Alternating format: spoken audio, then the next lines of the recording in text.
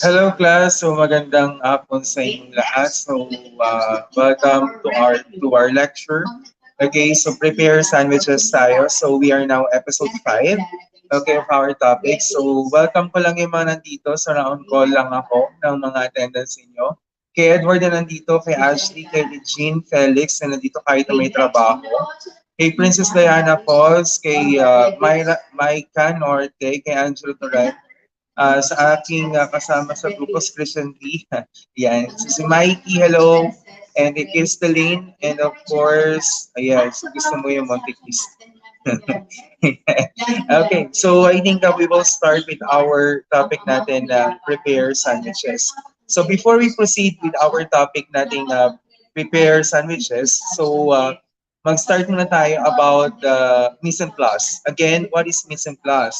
Okay, mise en place, okay, is a preparation of, mise en place means everything in place. Ibig sabihin na you need to set everything in place before you start with your operation. So it includes also your sanitation practices. So what is sanitation? What is sanitation?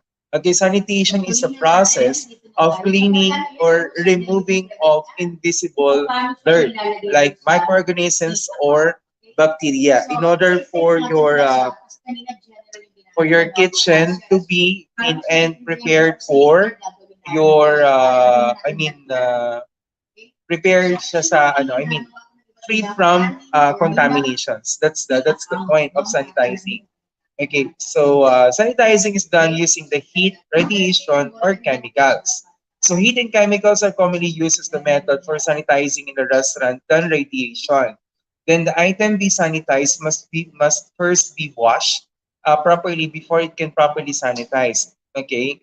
So actually pinaka-basic natin to apply the sanitation, the sanitizing process is we apply the heat. So we use hot water or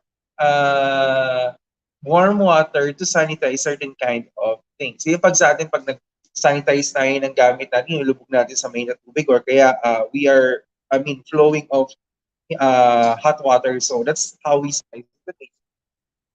Okay. So basic rules for kitchen safety natin. So I think it's already been discussed natin sa mga previous episodes. So we will proceed natin dito. Meron tayong methods of sanitizing. Okay, so we have different methods of sanitizing. We have the thermal sanitizing.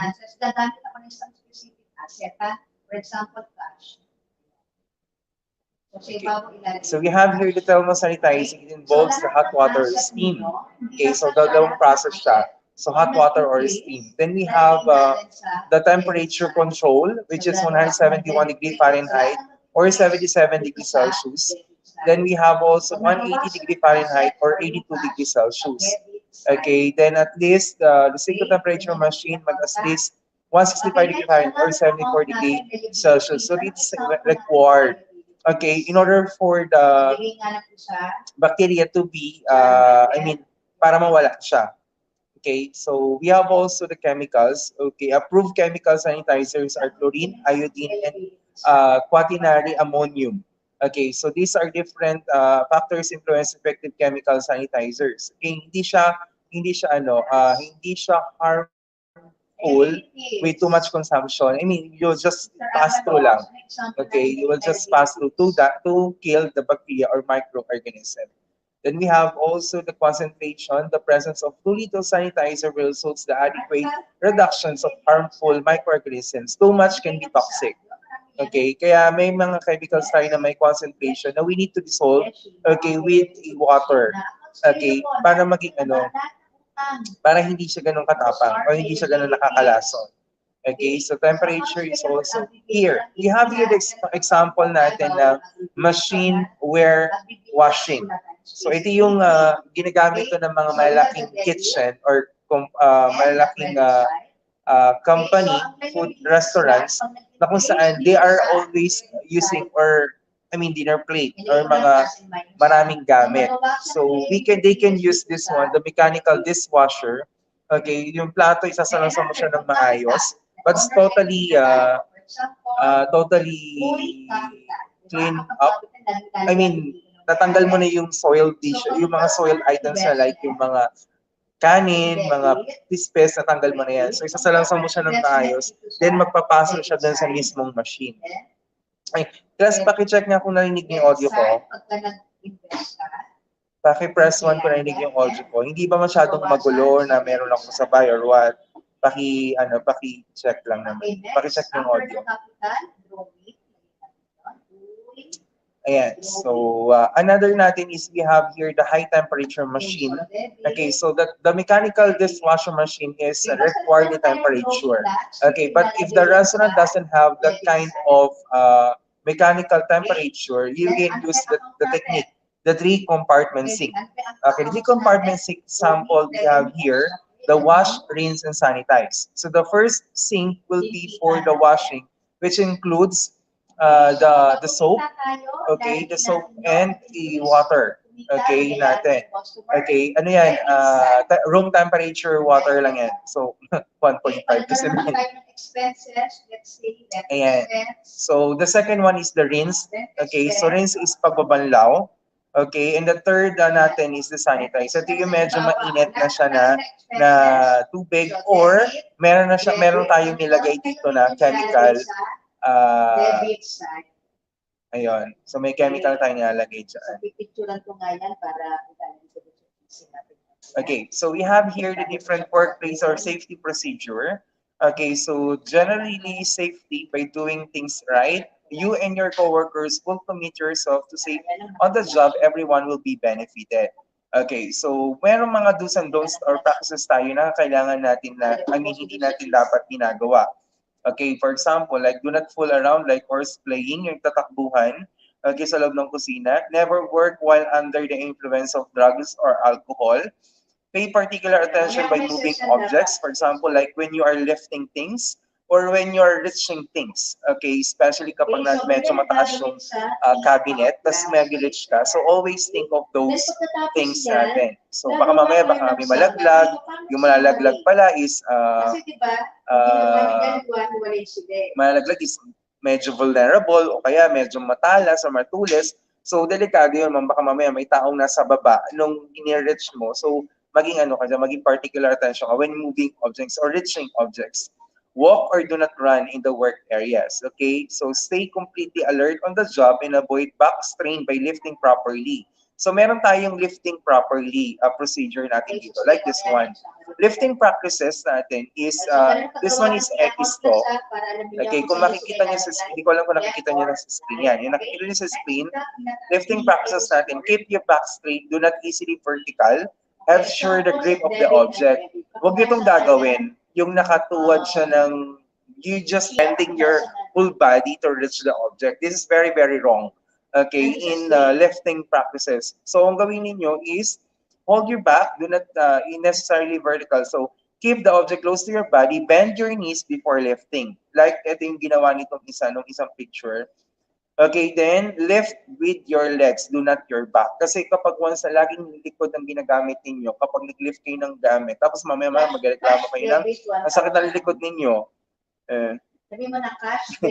Can we work while with an influencer? Of course. Influencer, what kind of influencer might be? Basta sabi natin, that work with the influence of drugs. Yeah. Eh, si Tani, akala ko ba may work ka, pero nandito ka pa rin. Ayan. Thank you for staying. Ayan. So, call for help when lifting or move heavy pots or containers, especially kapag malalaking restaurant yung ginagamit natin, right? Ay, malalaking things ang ginagamit natin. So, kailangan natin ng katulong for it. Okay, so lalapit ko lang ng konti. Ayan. And next natin is, okay, so preventing cuts. So, how do we, ano yung pinaka-basic things natin in preventing cuts? Use always sharp knives. Okay, use always sharp knives. Lifestyle influencers. Meron ba? Ayan.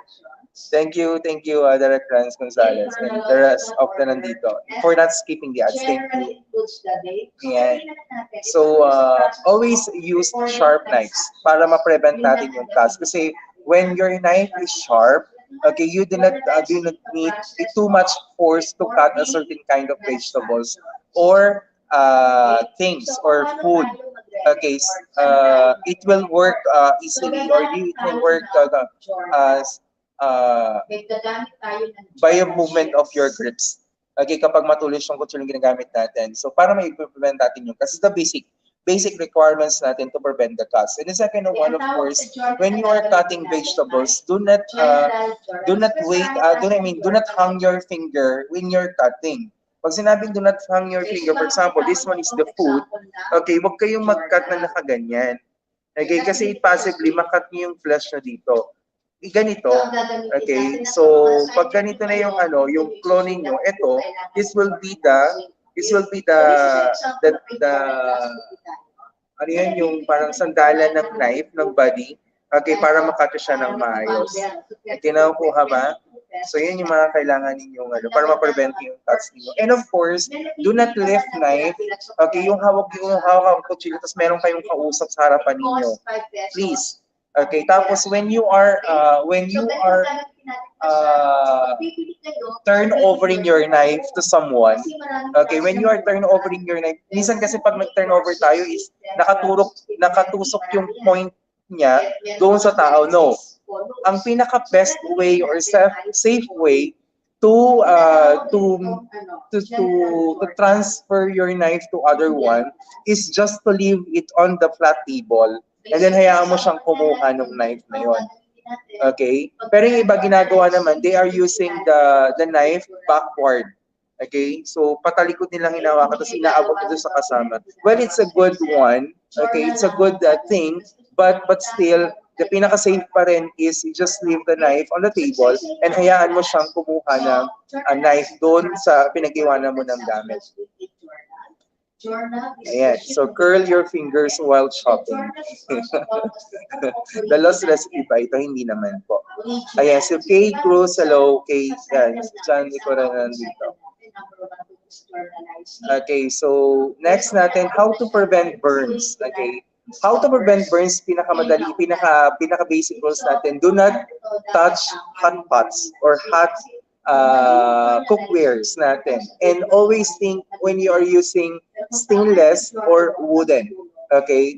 Ang madalas kasi natin ginagamit to prevent yung hindi ganun kabilis yung pagdaksyon ng heat is wooden spoon.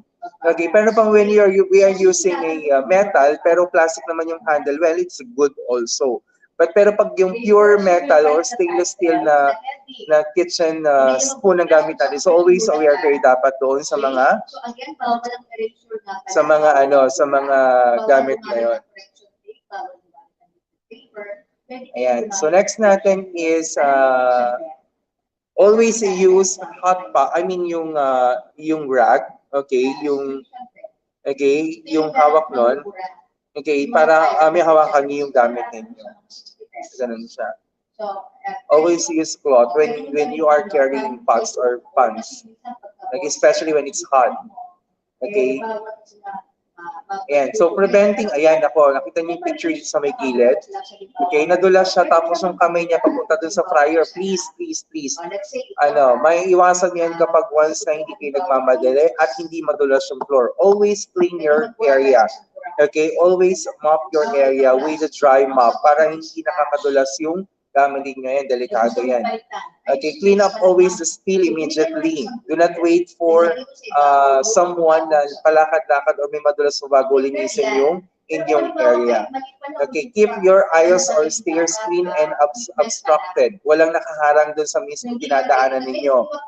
Okay, do not carry objects too big to see over.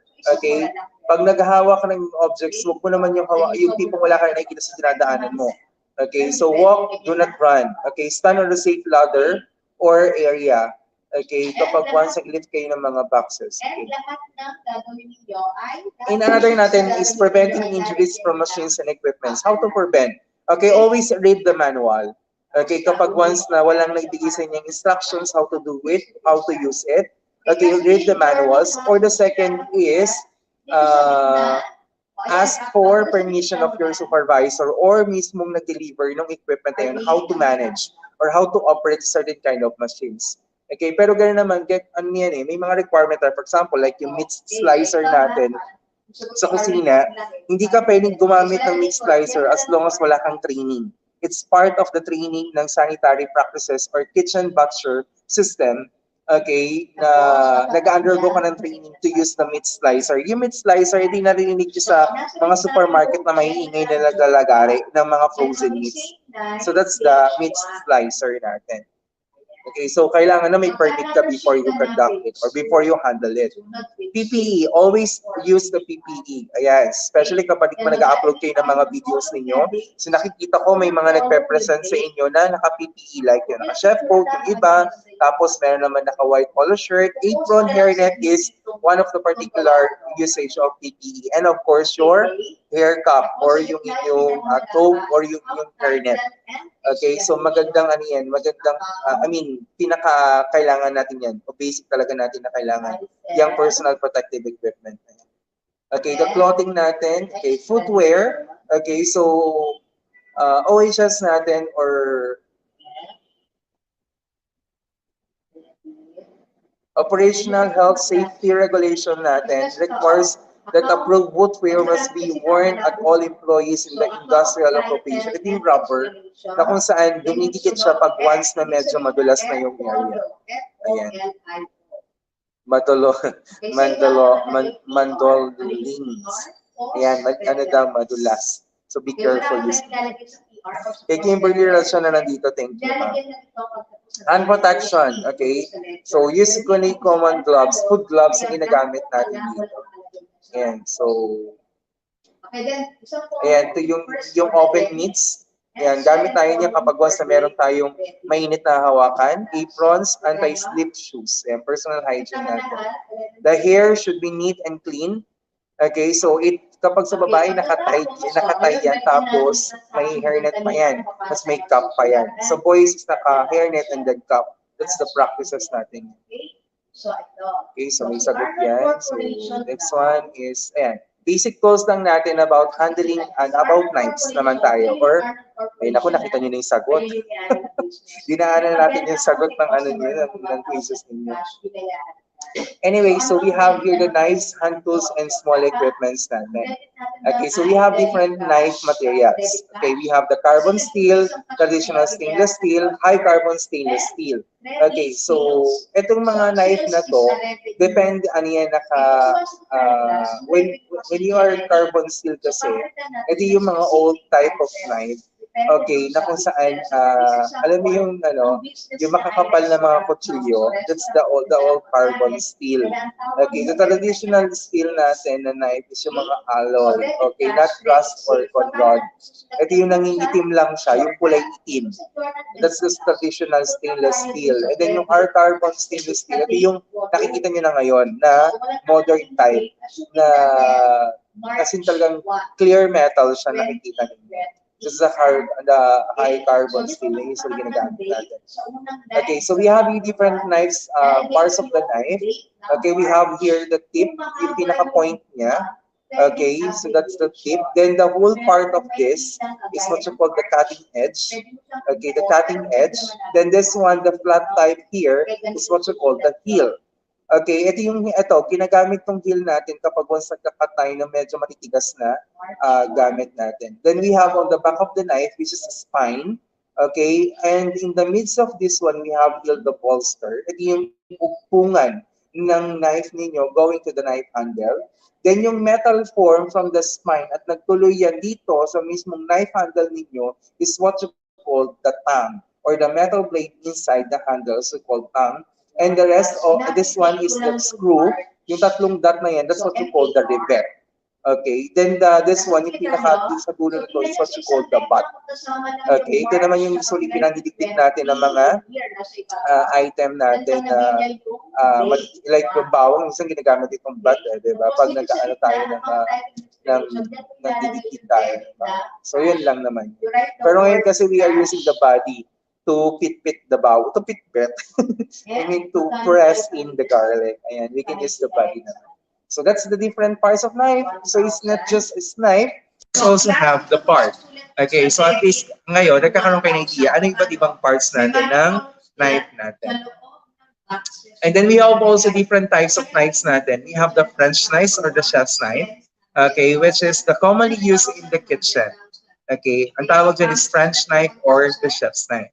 Okay, then we have the other one is the Santoku knife or the Japanese cook's knife. Ito naman yung usually kapag Japanese cuisine naman yung madalas na ginagamit or kinakandak ng mga chef is they are using the Santoku. The next one we have the utility knife. Utility knife is what you call the all-purpose knife. Okay, so mas makitid nga lang siya with the French knife. But parehas pa rin sila ng ano, parehas sila ng ano ng almost haba.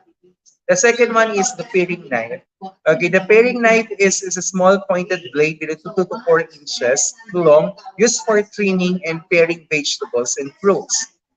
Ayan, so kaya Alvin na nandito din. And we have also the boning knife. Boning knife is used for trimming, ano yan, trimming flesh or separating bones from the flesh. So that's the boning knife. Okay, then we have also the slicer or what you call the bread slicer. Okay, so it's a shredder.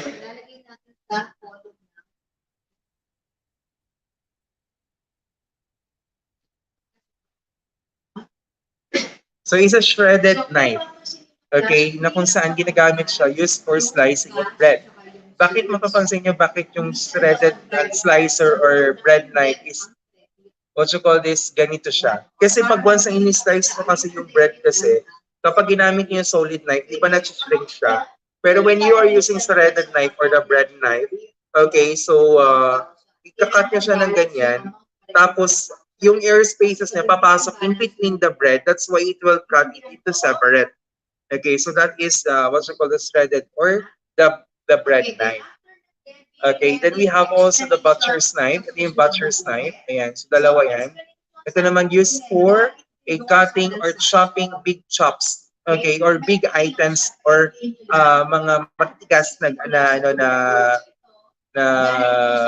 portion of meats. Okay, especially may mga bones. You can use the cleaver or the butcher's knife. Okay, pero pag once na kasi na ano, pag Chinese cuisine kasi kayo, ang knife na ginagamit nila doon sa kusina is not the French knife or the regular knife. It's the butcher's knife.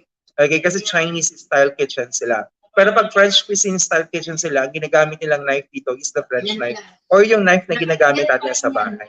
So that's na-adapt natin yung mga ganyan. Then we have also the oyster knife using for oyster. Okay, the clam knife, the vegetable peeler, the steel, and the cutting board. Okay, so we have here sa skin of hindi no matter what in this. Okay, so next we go tayo with okay, pasok tayo dito sa ating ano. Next topic natin. Food waste, alam na natin yan. May topic na tayo yan prior to that. Sorry, may answer key. I'm using my CBLM kasi that's why nakikita niyo yung buong notes natin. Okay, so we have here now, we will go tayo deeper dun sa ating topic natin about preparing sandwiches. Okay, so the first topic natin, information 2.1 is suitable breads, fillings, or ingredients in preparing of your salad. So at the end of this topic, you will know the different types of bread and to know different types of fillings and, di ba mali yung spelling ng ingredients. Wait lang, ayusin ko lang. So the sandwich is a favorite and convenient lunchtime food or dining food. Okay, it's quickly made and served. Okay, and it's adaptable to many variations that satisfy nearly a very taste nutrition requirement, especially yung gusto mag-alternative with a meal. You can use the sandwich, okay, as alternative dish for your food. O, di ba? Ang ingay natin dito, di ba? Nakakalok. Yun lang naman. Ayan. So, we have here yung ganito. Okay, okay, so we have here the different breads natin. Okay, so bread is we have here the one of the functions of the bread is this in a sandwich is to provide the edible casing for food inside. Ideally, okay, through this bread should do more than this. The good quality of breads provide variety of texture, flavor, and high appeal to sandwiches as well as the bulk and loaf.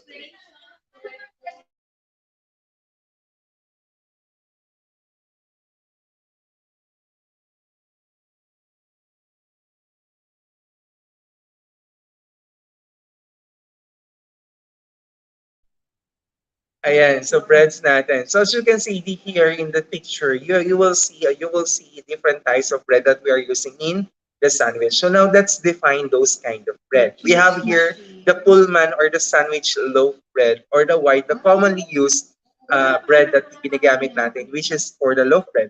Ayan, so the Pullman or sandwich loaves for a white bread, most commonly or most frequently used as simple sandwiches. Okay, so they are rectangular loaves. Ayan. So, slices specified thickness. Ayan, so meron tayong thickness din yan. So, commercial sandwich bread should be fine rather than the coarse texture or firm enough to accommodate the spreads well.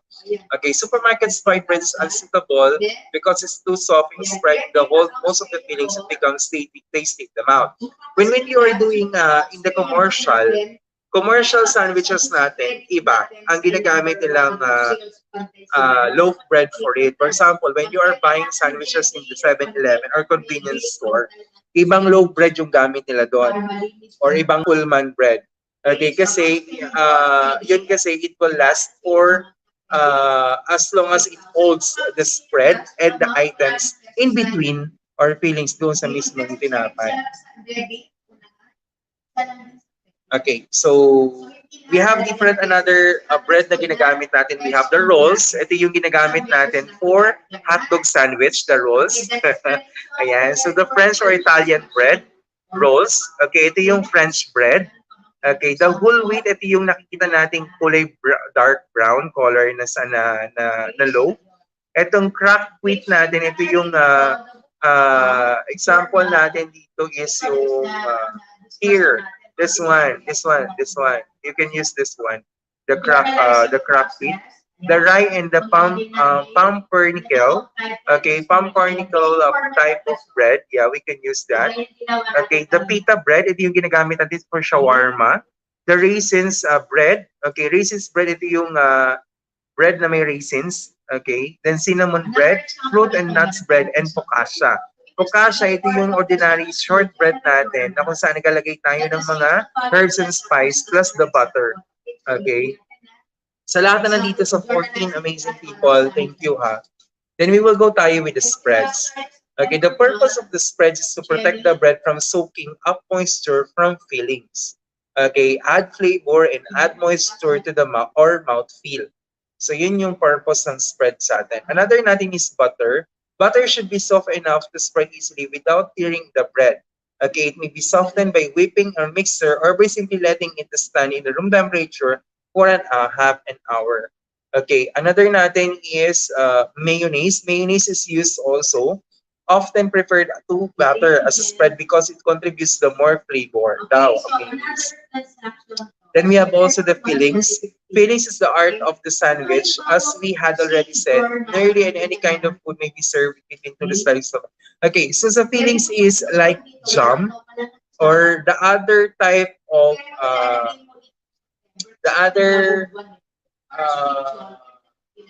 the other spread which not kind of mayonnaise or butter. Okay, sometimes the fillings is a combination of mayonnaise and another type of meat or mayonnaise plus another type of spreads, mga ganyan.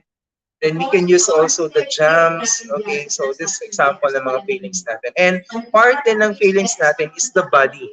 Okay, yung body ng paggawa ng sandwich natin. Diba? So, ganun siya. Okay, so we have here the another item that you need to put in the sandwich. We have the meats and poultry. Okay, so most meats for the sandwich are pre-cooked. Okay, so ibig sabihin luto. Okay, hindi tayo naglalagay ng mga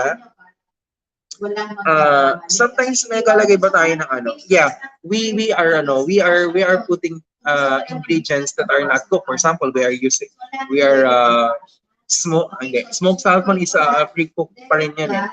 Uh,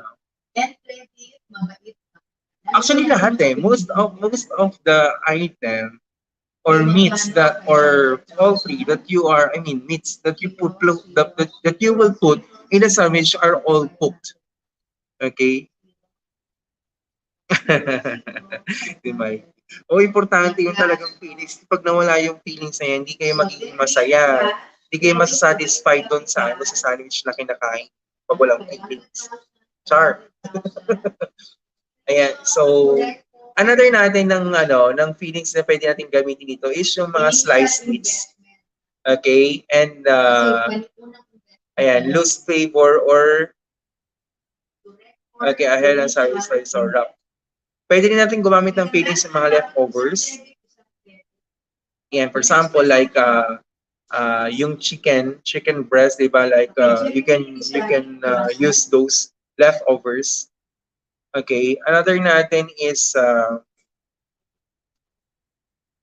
Ramon, may tira pa kayong giniling like that. So you can use that as a fillings doon sa mismong bread natin, mga ganyan. Sardines, yan, we can use as a fillings.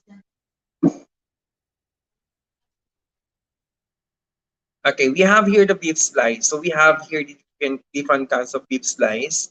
Roast beef or hot or cold, hamburger patties, okay, small steaks, corned beef, pastrami, tongue, and fresh or smoked beef. Ayan. So you can use this as a fillings or meat in between your sandwich.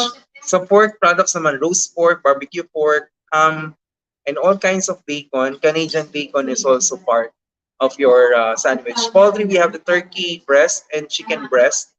Okay, kasi that's the pure meat na ginagamit natin.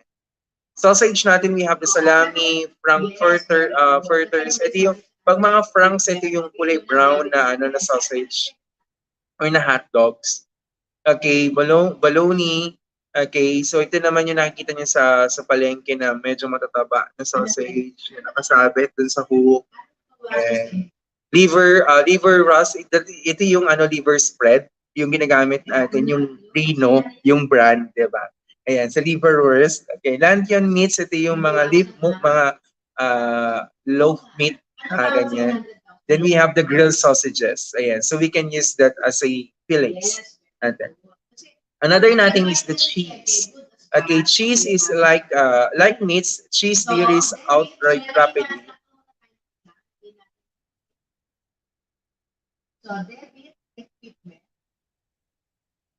Wait lang, class.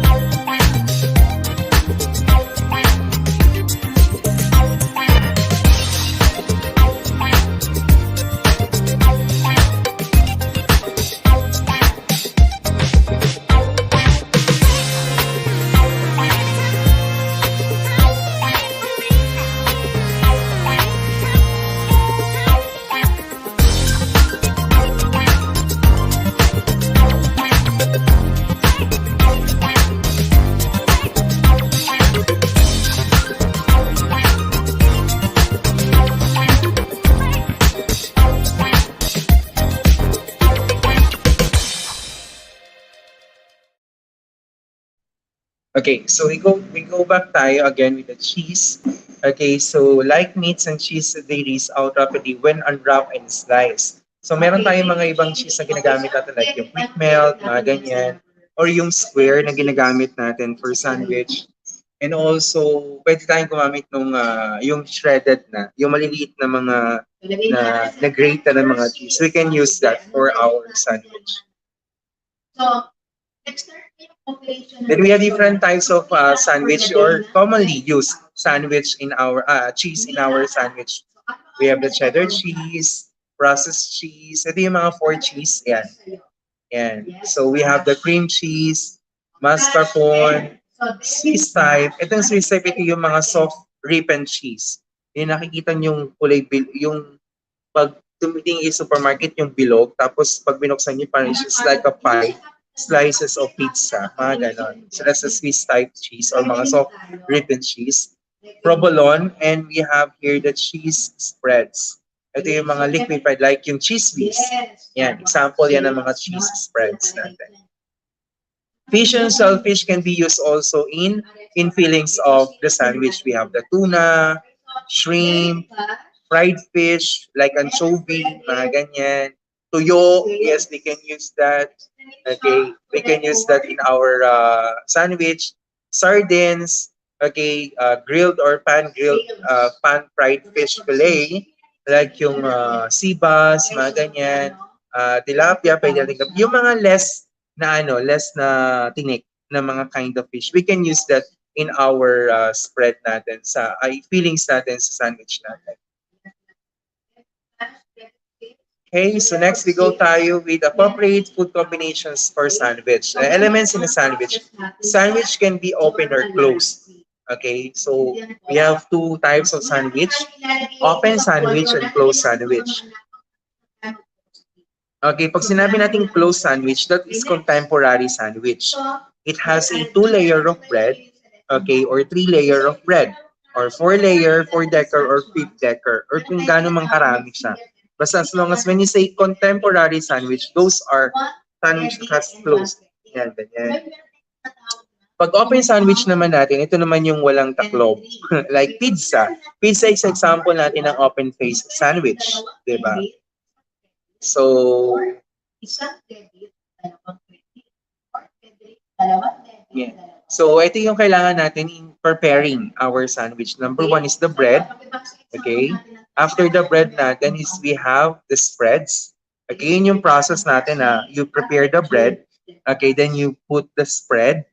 Okay, after putting the spread, you put the fillings like lettuce, meats, vegetables like tomatoes, onion rings, not pimiento,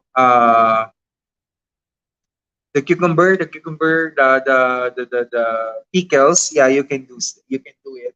And then after that, you will top another type of bread. Then sa ulit kung gusto mo ng 3-layer, okay, basic 3-layer sandwich natin is the clubhouse. You can use that. I mean, that's example natin ng sandwich.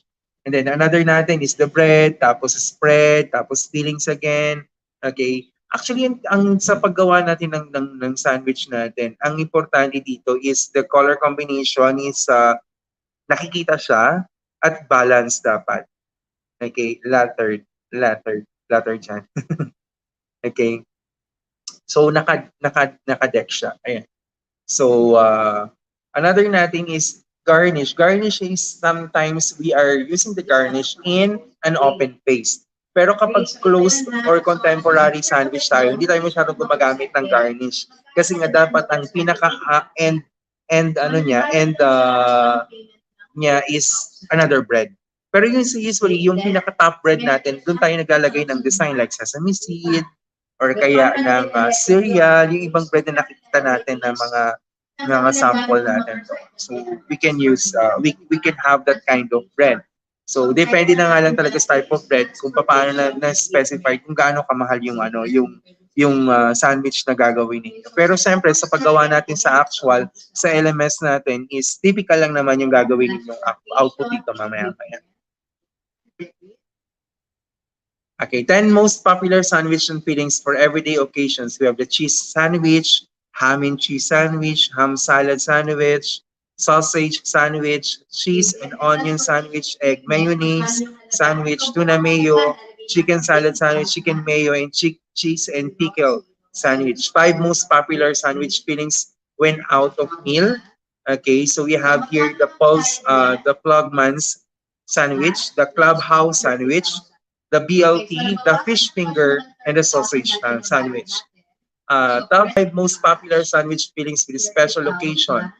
Okay, special occasion natin like Christmas sandwich, smoked salmon and cream cheese, royal wedding favorite sandwich, chicken stuffing sandwich, prawn mayonnaise sandwich, and chicken mayo sandwich.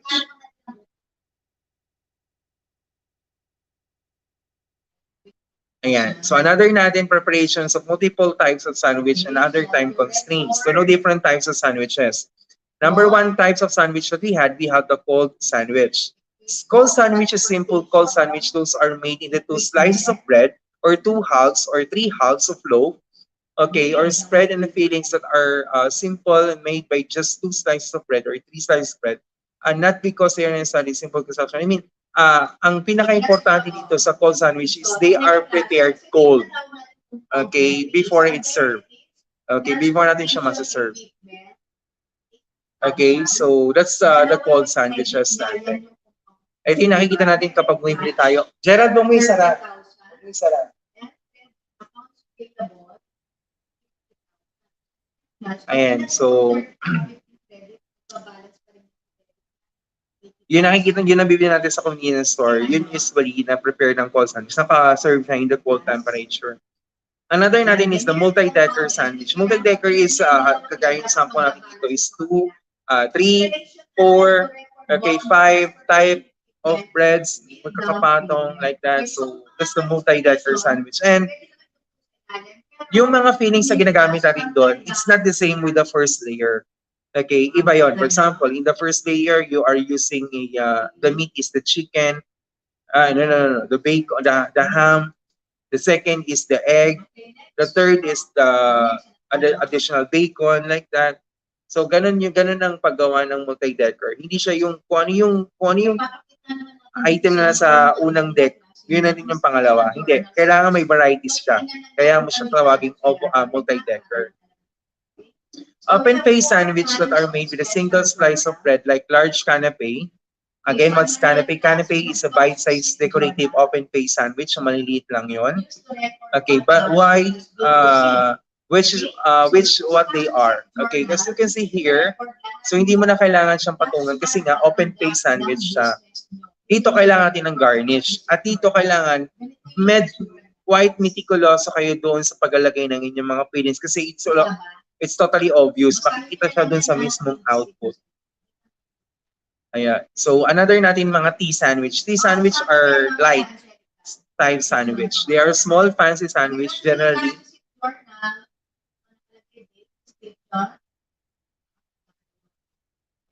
Okay, are small. Fancy sandwich are generally made from light, delicate ingredients are bread trimmed off the crust. They are often cut into the fancy shapes.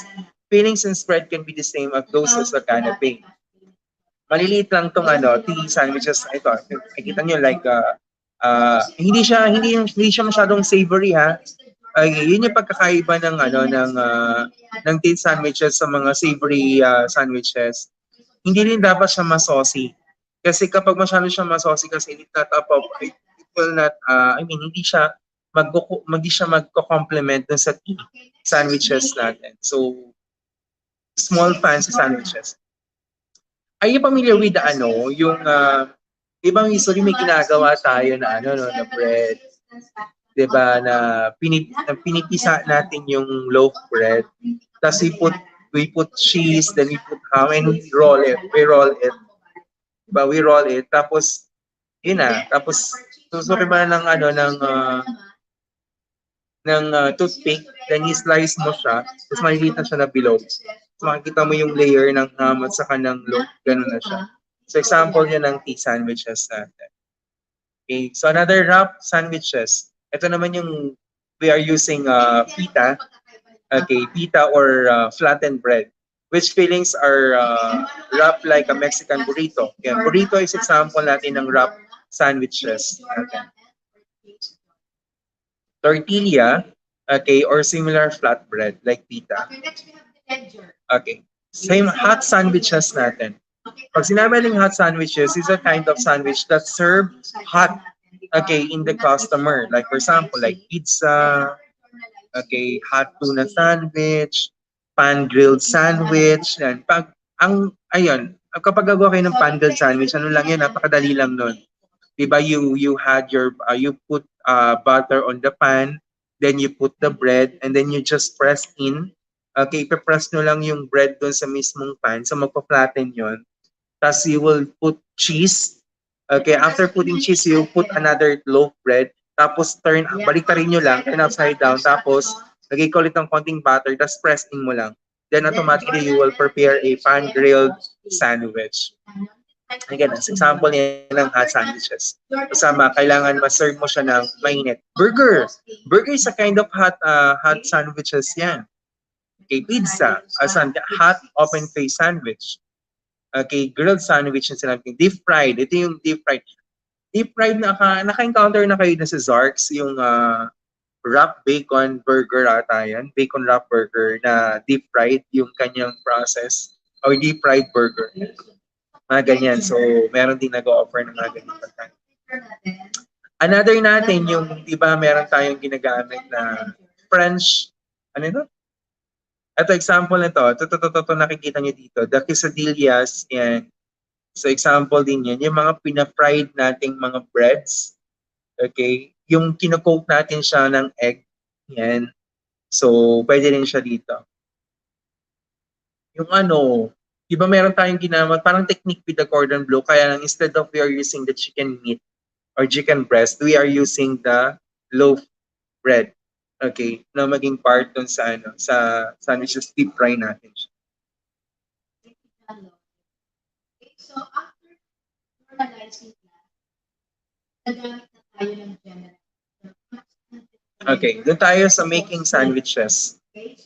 Okay, last na ata, ito, past and current tense sandwich preparation. Setting up and preparing sandwiches in quantity. Once the ingredients are prepared and the hand tools are assembled, all the needed for complete sandwiches station is a large table. Assemble the line products. Okay, kapag once nagpe-prepare kayo ng sandwich, naka-align siya.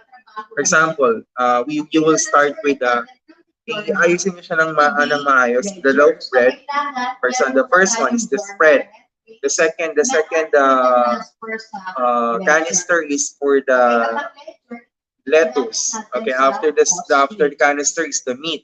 Then the next canister is another bread. So ganun siya. Naka-set up siya ng maayos. Para hindi ka na dito. Kasi kapag nagsiserve ka ng maraming sandwich, dapat pare-parehas yung mga nasa loob nun. Yung counts pare-parehas, yung laki pare-parehas, yung sizes pare-parehas. Kasi kapag uneven kasi yung yung mga items na nasa loob, uneven din kasi yung mismong output ng sandwich. Okay, when you are preparing simple cold sandwiches, prepare and all assemble ingredients. Okay? Kagaya nung gagawin ninyong activity. Ayan, so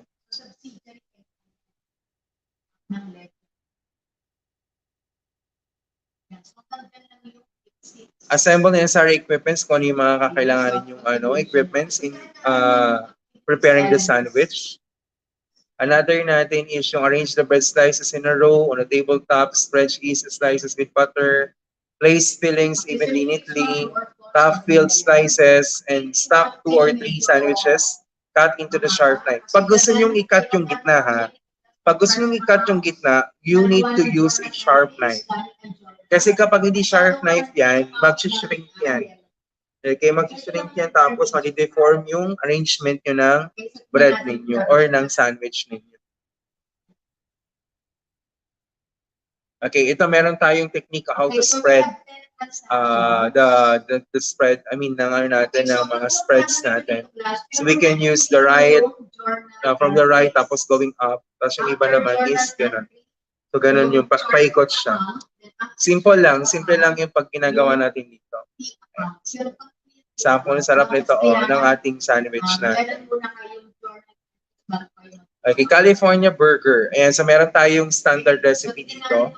Okay, na gagamitin natin. Okay, check ko lang yung check ko yung mismong output niyo kung anong burger ang gagawin niyo or anong gagawin sandwich niyo sa output niyo. Pa-check nga ako ng attendance na nandito ng mga estudyante ko. Pa-type ako ng mga pangalan ninyo.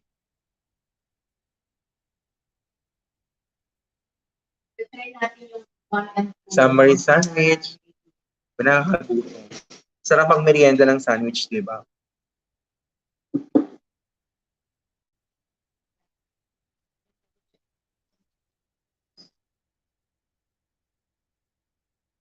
Si Regina nandito pa rin, si Princess. Okay, so susulat natin ito. General format.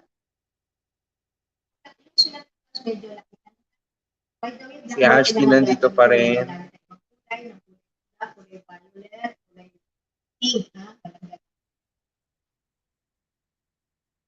Okay, so title, date, title,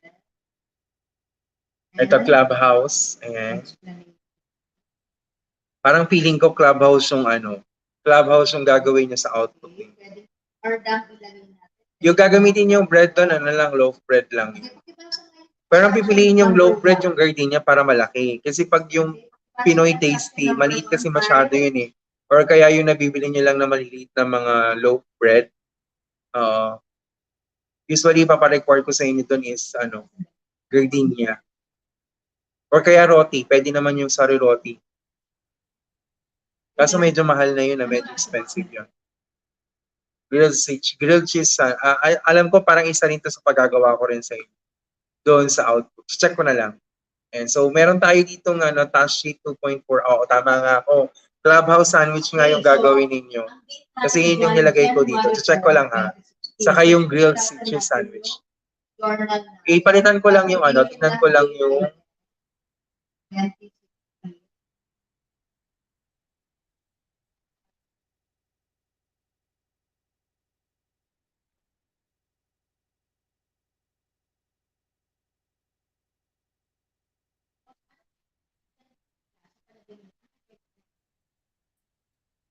So open ko lang yung yung ating LMS. Ayan. So buksan na natin yung mga item natin.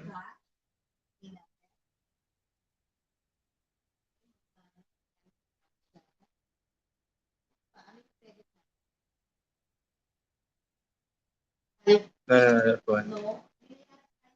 Self-check 5.1.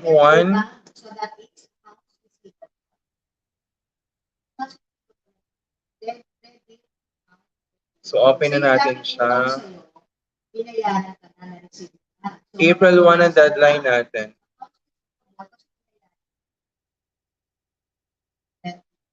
So the question of 5.1 is multiple choice.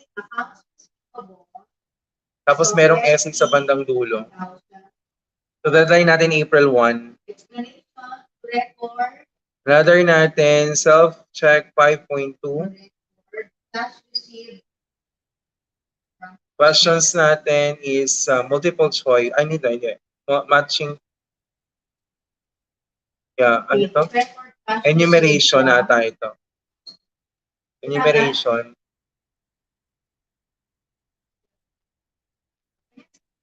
April 1 pa rin yung ating deadline.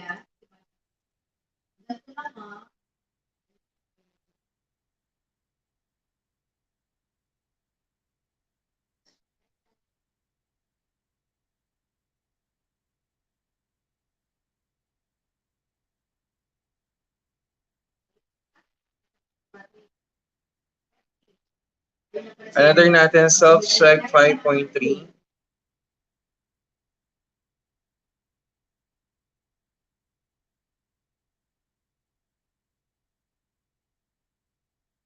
Yeah, multiple choice plus may last matching. May essay.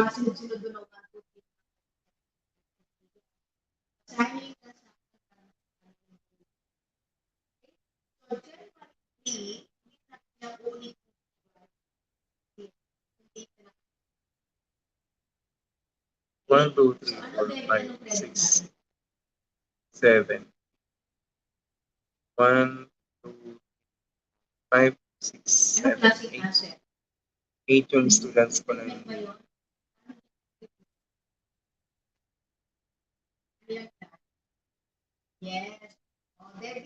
Oy, bakit walang task sheet to? Maglalagay ako ng task sheet.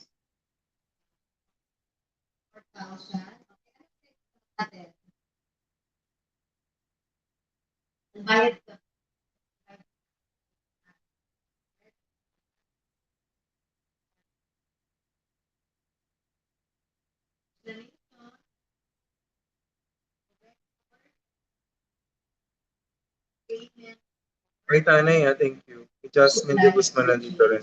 For purchase. So, ganun ang klase ng ating transaction. After nun, gawa na yung part of accounts. Paano gagawin yung part? Base dito sa mga account title na yan, kukunin yung mga account titles, kunin yung item. Cash sheet 5.2. Supplies, tapos i-arrange nyo according to una yung asset. Then, ano yun? Yung the liability, current liability, owner's equity, yung capital and borrowing, then yung revenues at yung mga expenses. Then after nun, tsaka kayo ngayon gagawa ng T-account. Okay, paano po gagawin yung T-account? So, class na ito yung gagawin. So, yung example natin dito sa currently, subukan natin gawa ng T-account dito sa Wait lang, wait lang. Hindi siya nakikita. okay, so Why? halimbawa, supplies.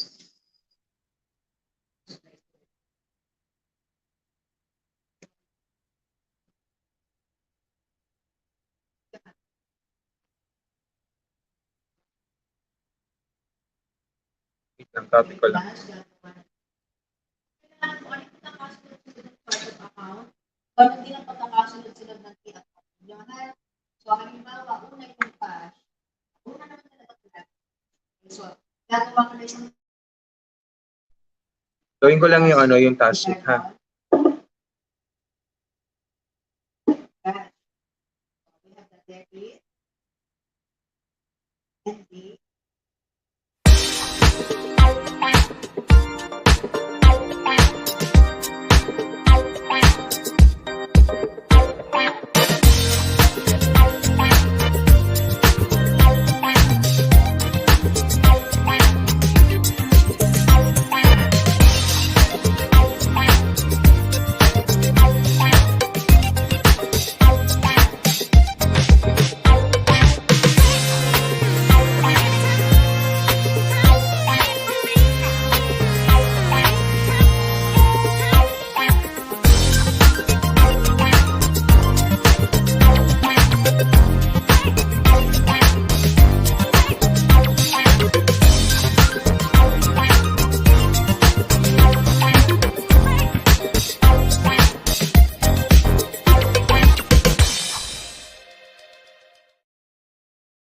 pagkatapos na gagawa ka kung meron kang accounts receivable, gagawa ka ulit ng isang accounts receivable for isang T-account for accounts receivable.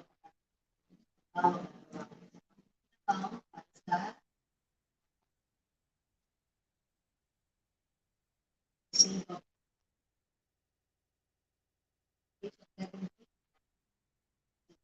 Okay, so dito sa transaction natin ginawa kanina, number 1, January for accounts receivable, credit. So, ita-transfer mo lang sa credit. Medyo naghang yung ano. We can print due to problem with the printer setup. Why? Kaya, ito yung gagawin.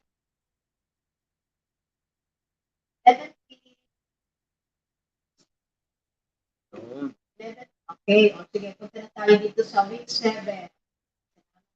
Week 7, dito na tayo class.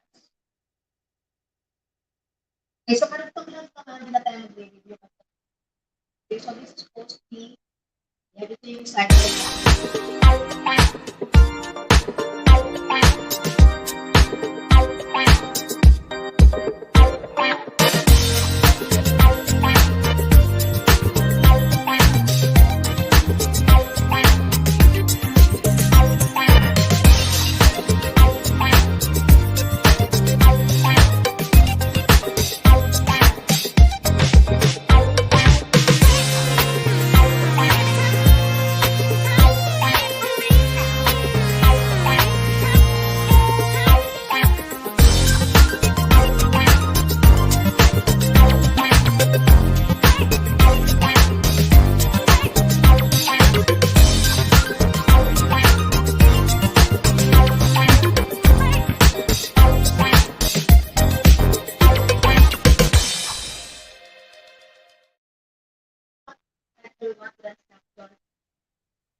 And so naglagay na ako ng task sheet dito. Okay, so ito yung mga business documents So ang na grades gagamitin natin natin na that gagawin. you will be encountering at ABN.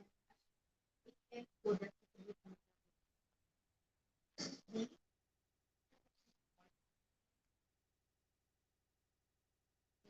Ano ba yung cash receipt na yun?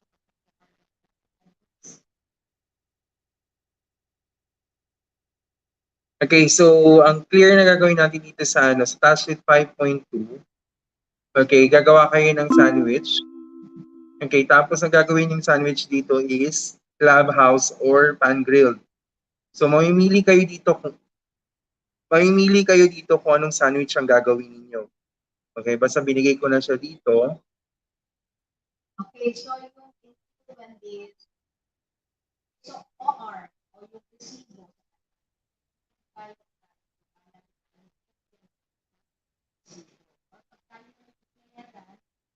tayo magbibigay na. Meron tayo, meron tayo sa and the revenue buyer.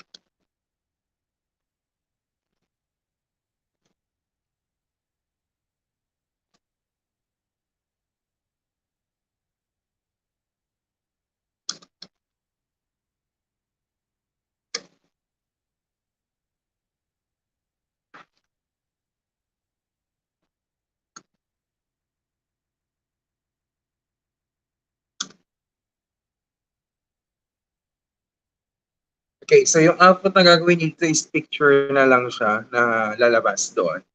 Okay, dun sa mismong output. So kung makikita nyo to, kung makiklik nyo, pa-check nga ako kung nakita nyo na yung ano, yung task. Ay, wait lang, hindi ko pala nakikita.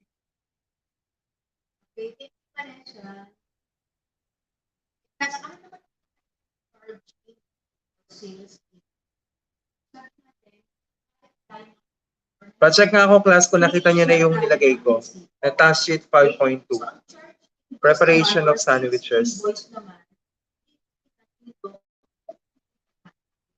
Kasi meron tayong agreement. Kung nag-render tayo ng service,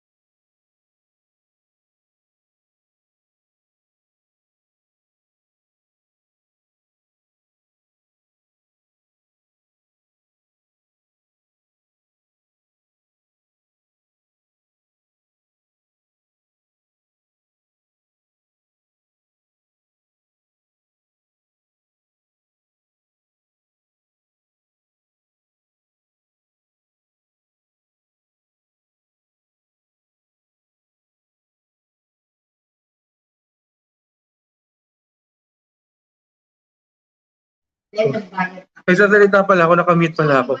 Okay na, pati yung lahat ng kaya pala sabi ko, wala nag-reply sa akin, kaya na pa ako nagsasalita. So, nakita nyo na yung no, ng task sheet. Sabi ni Hashi, nakita na daw niya. Tapos yung LO4, 5.4 self-check, lahat yan. Lahat ng activity niya ng sandwiches dito, Give siya so hanggang April 1. Pili lang kayo dun sa sa sandwich na gagawin ninyo. Either pan-grilled or clubhouse. Either of that two. Okay, kung anong gagawin ninyo. Pero kung kayo gusto niyo dalawa gawin nyo, at least matry ninyo yung sandwich na yon kasi pareha silang masarap. Okay? So yun lang naman. Any question po? Any questions pa? So, hindi ko na sinundan tong lesson kasi sinunod para isang direction. Ito kasi yung example natin dito. So, assuming na i-record nyo lahat ng cash, plus may example natin ng account for cash. Diba? So, ayan, assuming na i-record nyo lahat ng cash. Now, number 1 is 5,000 debit. Number 2 is lahat na sa debit side. Number 2, 1,000. Number 5, 2,000. Number 10, 1,000. On the credit side, number 6, 1,000. Number 8, 500. So, ito total mo yung total debit and total credit. So, total debit natin ay